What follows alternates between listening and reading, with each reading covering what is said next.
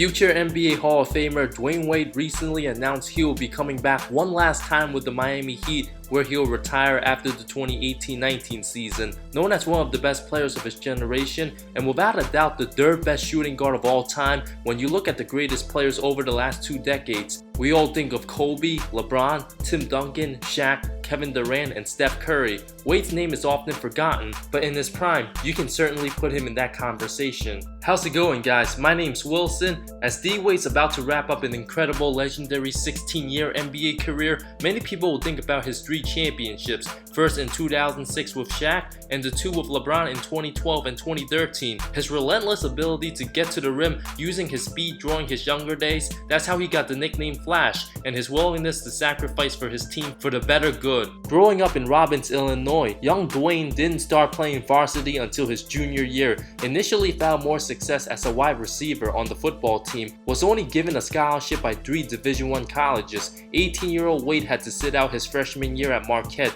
due to academic standards. After taking time to develop his skill, Wade took the nation by storm, leading his Golden Eagles to the Final Four his junior season. Selected 5th overall in the 2003 draft, nobody expected him to perform at an elite level as the mystery man coming into the draft. LeBron James and Carmelo Anthony were getting all the attention, led Miami to the playoffs his rookie season, advanced to the second round, made a huge name for himself after hitting a game-winning jumper over Baron Davis in the first round, drawing attention from Shaq, who was traded to South Beach the following season. Wade emerged into a superstar known for his incredible 2006 finals performance, putting up nearly 35 points, 8 rebounds, over 2.5 steals, winning finals MVP in only his 3rd season. 24-year-old Wade was clearly a top 5 player in the game, missed a combined total of 62 regular season games the next 2 years due to numerous injuries, but played his best basketball in the 08-09 season, putting up over 30 points, 7.5 rebounds, 5 assists, over 2 steals, almost a block and a half, won the scoring title. Some still believe he should have won the MVP that year, leading his team to the playoffs, where rookie Michael Beasley was the 2nd leading scorer, averaging under 14 a game. Single-handedly led Miami to 47 wins the following season,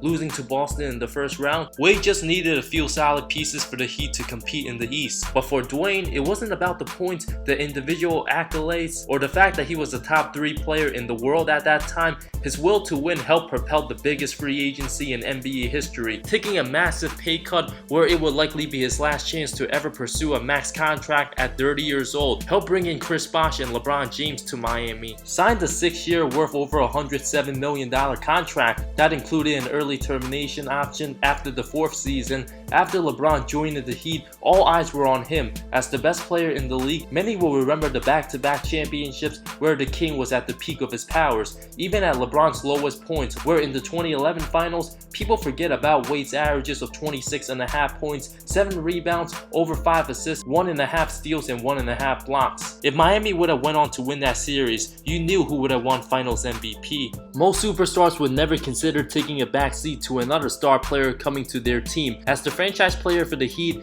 Wade's unselfishness allowed LeBron to flourish as the face of the franchise. As the 6'4" shooting guard took a step back, every time the Heat lost a big game, the blame was going to be on LeBron. When the team excels, James would take most of the credit. Wade was dealing with a bunch of injuries, played 49 of the 66 games in the lockout season. After watching prime LeBron destroying guys in the regular season, Wade knew the let's take turns dominating approach got them 2 wins short of a title, decided to take on a supporting role, realizing what he was playing for, knowing he had to make LeBron comfortable, where the King excels most as a ball-dominant player. Wade flat out told James to play like the MVP he is, and I'll figure out my way. That allowed LeBron to be more relaxed, totally changing the dynamic of the team, where the Heat Big Three captured 2 titles together in consecutive years, as rings was the only thing Wade was looking to chase. Sacrificing his stats and money for allowing his team to compete at the highest level is one of the hardest things to do as a superstar player, and I feel like Wade doesn't get enough credit as an underappreciated legend. After appearing in 4 straight finals in the summer of 2014, Wade exercised the early termination option,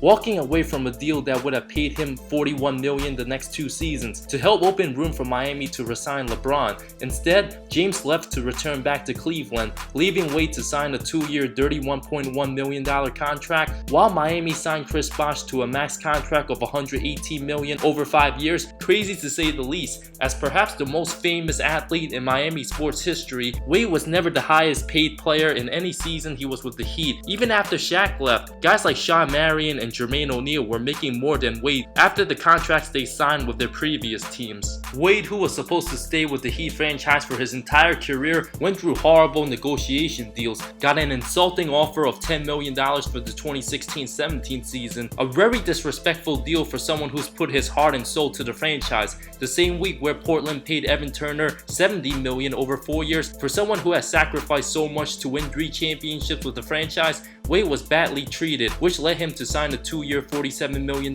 deal with the Chicago Bulls. As he continued to age, Wade and the Bulls reached an agreement on a buyout, allowing him to sign with the Cavs, took a chance to team up with his buddy LeBron James once again, gave back nearly $8 million of the $23.8 million the Bulls owed him. Unfortunately, things didn't work out in Cleveland. Trying to help his team win in any way he can, Wade decided to come off the bench for the better of the team, allowing J.R. Smith to start, somebody Wade is a lot better than. Before making that decision, Wade only came off the bench 11 times in his career. You're talking about one of the all-time greats, embracing his role, which a bunch of other guys refused to do towards the end of their careers. Wade was traded back to Miami at the trade deadline, came off the bench for the remaining 21 games of the season. Right after announcing one last dance, the 6'4" shooting guard signed his final contract, agreeing to a 1-year $2.4 million veterans minimum deal. Millions of NBA fans will be paying attention to the 36-year-old Wade, as we'll get to cherish his greatness one last time.